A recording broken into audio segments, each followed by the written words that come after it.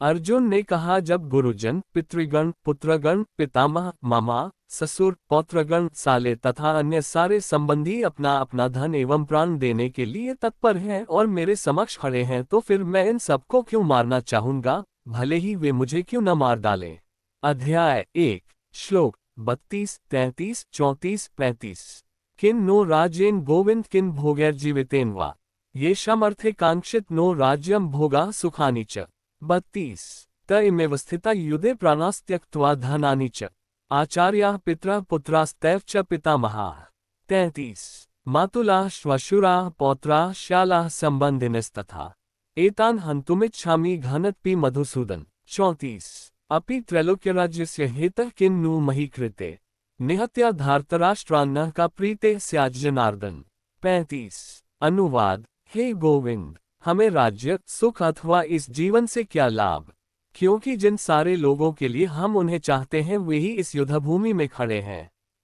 हे मधुसूदन, जब गुरुजन, पितृगण, पुत्रगण, पितामह, मामा, ससुर, पौत्रगण, साले तथा अन्य सारे संबंधी अपना अपना धन एवं प्राण देने के लिए तत्पर हैं और मेरे समक्ष खड़े हैं, तो फिर मैं इन सबको क्यों मारना चाहूंगा, भले ही वे मुझे क्यों न मार डालें।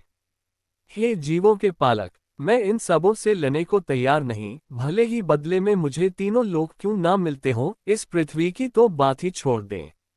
भला धृतराष्ट्र के पुत्रों को मारकर हमें कौन सी प्रसन्नता मिलेगी। तात्पर्य। अर्जुन ने भगवान कृष्ण को गोविंद कहकर संबोधित किया क्योंकि वे गौवों तथा इंद्रियों की समस्त प्रसन्नता के विषय हैं। इस विशिष्ट शब्द का प्रयोग करके अर्जुन संकेत करता है कि कृष्ण यह समझे कि अर्जुन की इंद्रियां कैसे तृप्त होंगी, किंतु गोविंद हमारी इंद्रियों को तुष्ट करने के लिए नहीं है। हाँ, यदि हम गोविंद की इंद्रियों को तुष्ट करने का प्रयास करते हैं तो हमारी इंद्रियां स्वतः तुष्ट होती हैं। भौतिक दृष्टि से प्रत्येक व्यक्ति अपनी इंद्रियों को तुष्ट करना चाहता है और चाहता है कि ईश्वर उसके आज्ञापालक की तरह काम करे, किंतु ईश्वर उनकी तृप्ति वहीं तक करते हैं जितनी के वे पात्र होते हैं, उस हद तक नहीं जितना वे चाहते हैं। किंतु जब कोई इसके विपरीत मार्ग ग्रहण करता है, अर्थात जब वह अपनी इंद्रियों की तृप्ति की चिंता न करके गोविंद की इंद्रियों की तुष्टि करने का प्रयास करता है, तो गोविंद की कृपा से जीव की सारी इच्छाएं पूर्ण हो जाती हैं। यहाँ पर जाति तथा कुटुंबियों के प्रति अर्जुन का प्रगाढ़ स्नेह आंशिक रूप से इन सब के प्रति उसकी स्वाभाविक करुणा के कारण है। अतः वह युद्ध करने के लिए तैयार नहीं है। हर व्यक्ति अपने वैभव का प्रदर्शन अपने मित्रों तथा परिजनों के समक्ष करना चाहता है, किंतु अर्जुन को भय है कि उसके सारे मित्र तथा परिजन युद्धभूमि में मारे जाएंगे और वह विजय के पश्चात उनके साथ अपने वैभव का उपयोग नहीं कर सकेगा। भौतिक जीवन का ये सामान्य लेखा जोखा है, किंतु आध्यात्मिक जीवन इससे सर्वथा भिन्न होता है। चूंकि भक्त भगवान की इच्छाओं की पूर्ति करना चाहता है, अतः भगवद इच्छा होने पर वह भगवान की सेवा के लिए सारे ऐश्वर्य स्वीकार कर सकता है, किंतु यदि भगवद इच्छा न हो तो वह एक पैसा भी ग्रहण नहीं करता।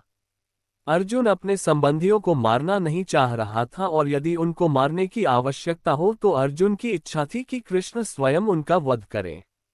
इस समय उसे यह पता नहीं है कि कृष्ण उन सबों को युद्धभूमि में आने के पूर्व ही मार चुके हैं और अब उसे निमित्त मात्र बनना है। इसका उद्घाटन अगले अध्यायों में होगा। भगवान का असली भक्त होने के कारण अर्जुन अपने अत्याचारी बंधु बांधवों से प्रतिशोध नहीं लेना चाहता था, किंतु ये तो भगवान की योजना थी कि सबका वध हो। भगवत भक्त दुष्टों से प्रतिशोध नहीं लेना चाहते, किंतु भगवान दुष्टों द्वारा भक्त के उत्पीड़न को सहन नहीं कर पाते। भगवान किसी व्यक्ति को अपनी इच्छा से क्षमा कर सकते हैं, किंतु यदि कोई उनके भक्तों को हानि पहुंचाता है तो वे उसे क्षमा नहीं करते।